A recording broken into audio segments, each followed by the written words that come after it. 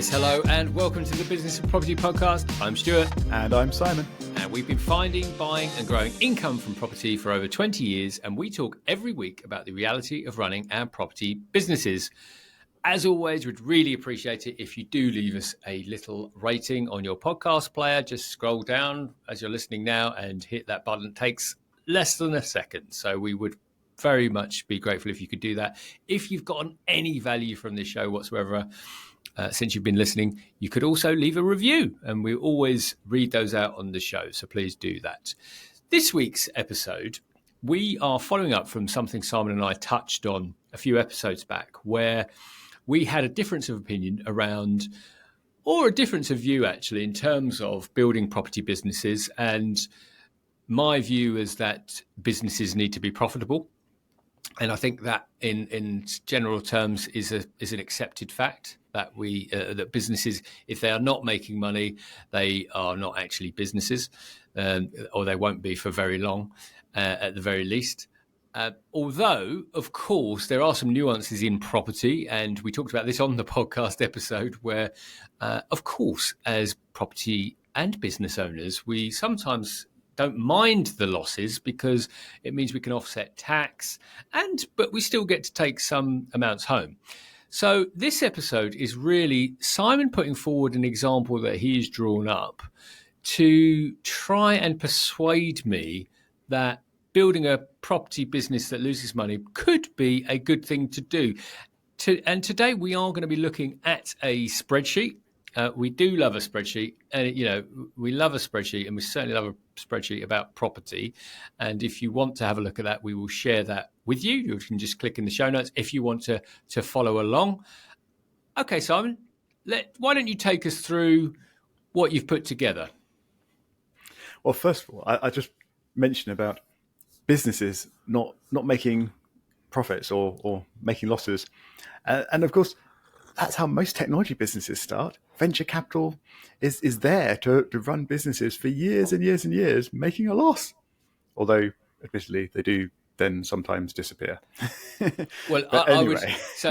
On this one, so if we're going to get into this already, I would argue that the ones you're talking about, so let's talk about all of the big businesses, Google, Facebook. I mean, they've all come around. They're the ones that succeed.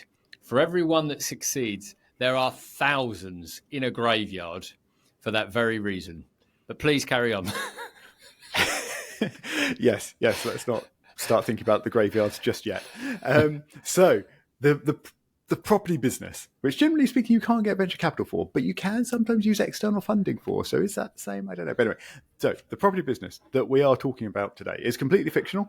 I have made it up, and it is structured such that timings line up perfectly. So the business comes into existence at the exact point when you buy your first property. So there is some fiction involved in this without any doubt. But the purpose of this property business is to buy a property, a fairly standard, simple buy-to-let property every year.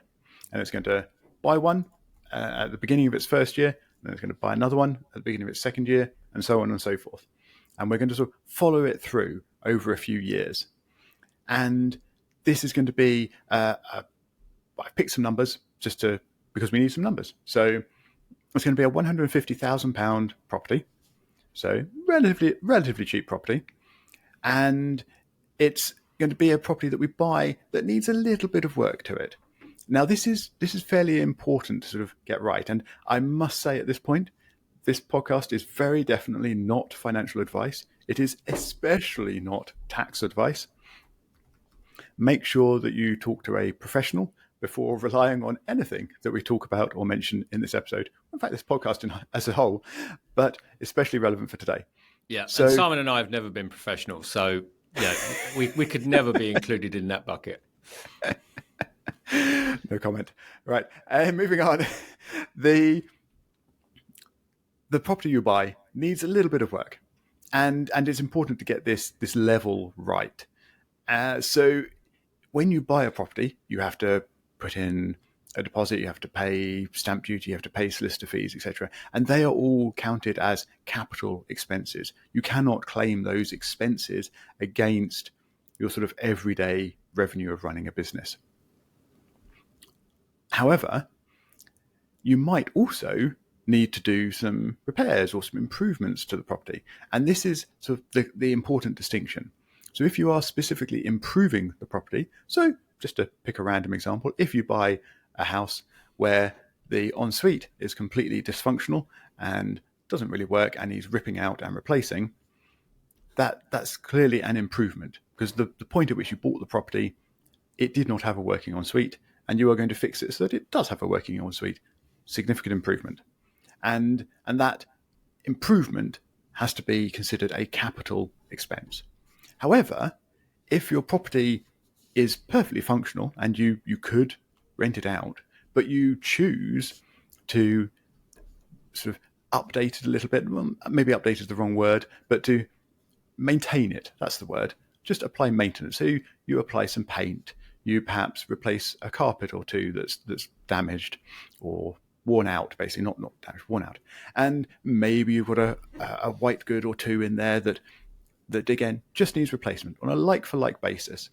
Or maybe the boiler is worn out and that's due a replacement. It's still functional, but it needs replacing. So standard maintenance type tasks. And you buy a property that's in this situation where you're going to do some maintenance on it. Now, if things align and you get this right, those maintenance type tasks can be considered everyday expenses in your business, sort of running expenses. So in this scenario, I'm going to say that we spend, I'm going to say, because we've used round numbers, I've said £10,000 on maintaining the property so that it's in the state you want it to be in when you put it out to the rental market. And this is going to take you a couple of months to line up the builders and get the painters in and sort out the carpet replacement, what have you. So you're going to be paying some council tax, you're going to be paying some utility bills during that time. And that's going to give you sort of £10,500 of expenses that typically as investors we would consider sort of be our investment, because it's capital that you have to put in at the beginning. You can't immediately, or you don't have any immediate cash to use in the business for that. So it's investment. And typically when we calculate return on investment in a property, we include that sort of upfront getting started money, even though really it's considered in a business, and for tax purposes, I think, check with an advisor, that you can consider that against ongoing everyday expenses. So, and this is sort of the key to this structure. So we've got our deposit, 37,500, stamp duty, 4,500, some fees, £1,000. That's just what I've thrown into this spreadsheet. And then we've got these sort of initial maintenance tasks, 10,500 in total. And then after those couple of months, we rent out the property. We're going for £900 a month rent. So over the remaining 10 months of the year, we've got £9,000 of income. We've had some other ongoing costs that are inevitable in running a property business. Well, I say inevitable. Some of them you could do yourself. But anyway, we've got the cost of an agent. We've got the cost of just minor repairs here and there, maybe a gas safety certificate through the year and replacing a tap, just minor things. And then, of course, we've got the mortgage interest that we have to pay throughout that year as well. And of course, that would actually be on 12 months, not the 10 months when it's rented, because we've owned the property for 12 months. So this is going to give us a total of those sort of everyday running costs of £7,460. Now, so at the basic level, you can say, okay, so I've got my rent of 9,000, I've got my running costs of nearly 7,500, so I've made a profit of £1,540. And that's profit. That's money that sort of sits in the business and stays in the business above and beyond the initial investment you put in, which was a bit over 53,000. And if you work that out as a return on investment, you've made 2.8%. So not too bad, really. But then when you actually look at it from the point of view of a business and tax returns and things, you've got this extra 10,500 from the maintenance you had to do up front. And that means for that year, your business made a loss of nearly £9,000. Now, that means that hopefully, if what I'm saying is vaguely correct, check with a tax advisor, that you don't have any corporation tax to pay on this first year. And officially, on paper, which is what Stuart was saying, officially, if your business officially doesn't make a profit, then it's not a real business. But officially, this business has not made a profit. It has made a loss. And this is my point, that a property business can make a loss officially, but still actually be a real property business that is generating income and that you would consider to be valid return on your investment. And I don't know if, jump in, Stuart, if you've got anything to shout about or ask questions about before I go onto a quick run through of the next couple of years. Yeah. Well, I mean, my only comment is on real, let's take property out, but real business. So it can still be a business if we project it to, but at some stage a business would have to make some money and does have to make some money. Now, I know it was talked about before, but at some stage, the businesses, even the biggest businesses that we've seen come and go, like WeWork, for example, that at one stage got valued at £40 billion. They didn't make any money. We don't talk about WeWork anymore because at some stage, and the reason people invest in things is not for the fun of it. They invest in things to make money. So whilst we can accept losses in a short term, in the few years, there has to be the hope and the vision of something more to come. So that's all I'm going to say as we move into years 2, 3, and 4. Okay, so without comment on that, year 2, you do exactly the same thing, all the same costs, all the same process. You've got a second property now. Of course, your first property is still running, and that is still making you money.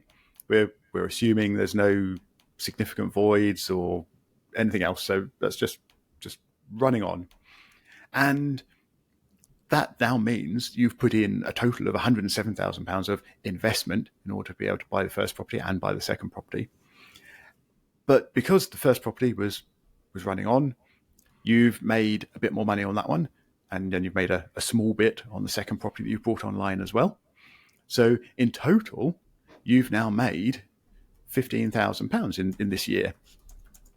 And no, my apologies. Get that wrong. 15,000 of expenses in this year. It helps if I read the right cell. So you've now made £4,500 of profit in this year. That sounds much more likely to what I was expecting this to come out at.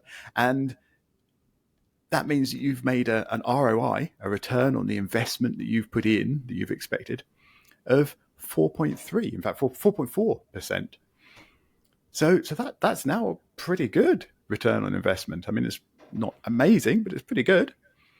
And yet, your business in this second financial year of its life has still made a loss of nearly £6,000.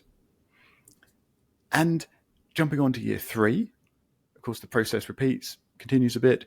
You're now making an ROI of 4.9%, and you've actually made a sort of cash profit into the business of nearly £8,000.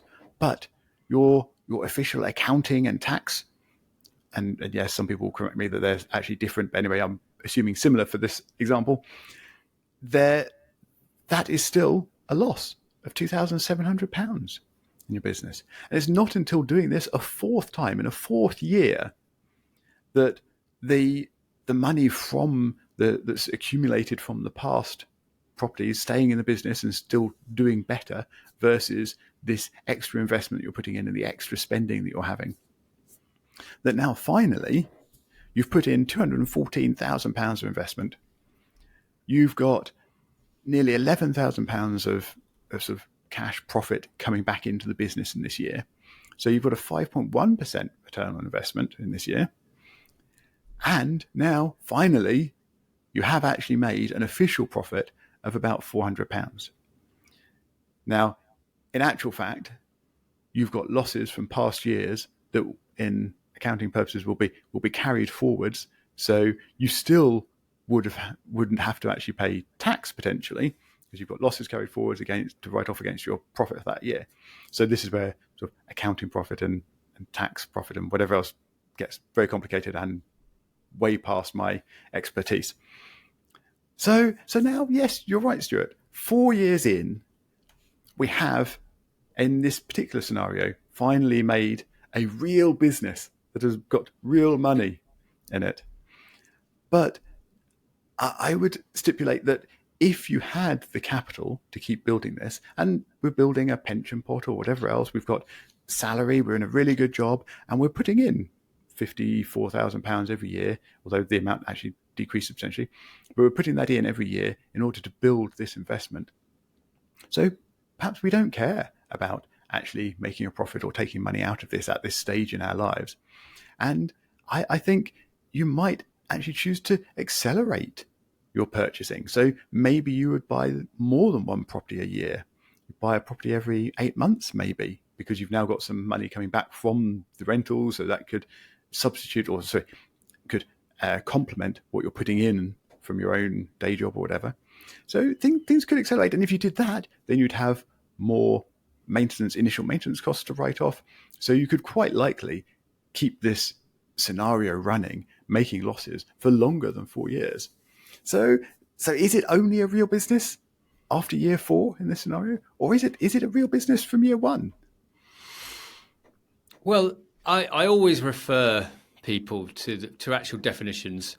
And so let's just say a business is an organisation or entity engaged in commercial, you've been industrial, looking things up while I've been trying to do this. That's just not fair. Or professional activities. Let's just listen to this with the primary goal of making a profit. So if we are making a business, its primary goal, not secondary, not tertiary, its primary goal is to make a profit. Now, again, accepting that property is slightly different, I personally would not. I think the methodology is if we're seeking a loss, I think we've got things back to front, because ultimately, but I never said we were seeking a loss. I only said that the business is officially happening to make a loss. Not that we're seeking a loss, and the goal is to make a profit. It's just not yet in the current accounts. So just so I understand, so in terms of the ROI, we're saying that so in year 4, the return on investment is 5.1% for that year. Yeah. So by that point, the total capital you've had to put into this business has accumulated to £214,000, and the profit, the running profit that you make in that year, is nearly £11,000. So 11,000 is about 5.1% of the 214 that you've put in. So yeah, it's the return in that year on the total investment you've put into this business over 4 years. Yeah, and so I think, given we are the Business of Property podcast, I would so for absolute clarity, my property business, I don't think we've actually turned a profit since inception. But obviously that's not intentional. That's just because we've been growing fast. However, exactly. And you see that's what this scenario is basically depicting. The fact that you've got a property business and it's growing and you're putting money into it, and because of the way it's working and what it's doing, it happens not to make a profit. But that doesn't necessarily mean it's not generating money. Yeah, but I think, so for me, obviously, the business has still created a lot of cash flow, and it's just because of the building that we're doing. I think, so for the sake of this example, to create 5.1% at the end of 4 years, I would be extremely disappointed to reach this point, because we've talked about this before. I had some Vanguard shares, and I had a look across 2 years. So just by putting money in, so I just opened an account and put some money in the account. So it took me 5 minutes, and then went and made a cup of tea. The average interest rate was, would you hazard a guess? It varies so much depending on which time period you pick, but I happen to know that that as it stands right now, shares are doing quite well, but in the past few years they've done not so well. So I don't know. You tell us. But over the long term. So again, my last 2 years, it's averaged. In fact, the total 2 years was 19.76%. So it's averaged 10% per annum. So I would posit that if I'm building a business, I have to build the business to make it profitable. Otherwise, I am essentially it's almost like a circular reference. We're kind of doing it because we're almost trying to not make money so that we don't pay tax. But actually, by not paying tax, we're not making much money. And so, and again, using your previous examples, I completely agree. And the reason sort of VCs and people push loads of money, because they are trying to back a unicorn that is going to provide them with significant returns. And it's not going to be 5.1%. It's going to be 300%. It's going to be 1,000, because that's where the money is. And again, for the thousands of, skeletons in the graveyard will be the ones that don't work. So can a property business not make money? I think I agree. Of course it can. And my business has done that. But for people trying to create a property business, we're talking about making money versus not making money on paper. But for me, even that has irked me in my business, because to be a fully functioning business, I can only go and do more things when we start recording profit. So I can't keep building that business. And again, that's a different methodology. If you've got a small portfolio and you just want it to tick along and not really have to fund it, I get it. But if you want to build a business, what is actually officially and acknowledged as a business, it has to make money both on paper and in the real world. And these examples, for me, it doesn't. It actually just strengthens my belief that I would want to build something that makes real money. So I think we're violently agreeing, really, because I do agree. Ultimately, a business has to make money, and ultimately, when a business makes money, it should and it should be paying tax as well, and recording a profit in order to do that, and that is obviously the ultimate goal of business. And the only real sort of contention point, I think, is that I would consider this property business scenario to be a real business in years 1, 2, and 3, while it's still not really recording an official profit. Because but what you're talking about there is still growing a business. You're talking about growing a business. So that it's just the stage of life that it's at. So ultimately it gets there, isn't it? But it is also default alive. So if you stopped growing it, if you stopped putting more money into it to do more with it, then at that point it would start making a profit as well. So you have got a real business there, or the kernel of a real business, I think. And I think it's really, really just that it will be a business. It will make a profit in the future, and hence I feel that means it should count as a real business, even though at those early years, at that early point, it's not officially profitable. So I think we might have to agree to disagree on this one. I think we're going to have to leave it there, because I think we're always going to respectfully end these podcasts and not end up having fights on them. We're going to end the podcast and have our fight afterwards. Only joking, listeners and viewers. We've never done that, and on the next recording we'll still have the bruises to show for it. It'll be fine. But I hope that you listeners and viewers have enjoyed this podcast, and what we've tried to bring out is just some thinking around how we set things up. And of course, everyone thinks about things slightly differently. And as said on previous podcasts, it's about setting your vision, your strategy for what you want to build. We are the business of property, and we are about building things profitably, because without profit, there is there is no value in doing what we do. We want profit and returns. That is what we do property for. And if you've got any views or anything to share and support Simon's arguments, my views, or anything in between, please do reach out to us in any of the channels that you can find in the show notes below. And other than that, we will see you on the next episode.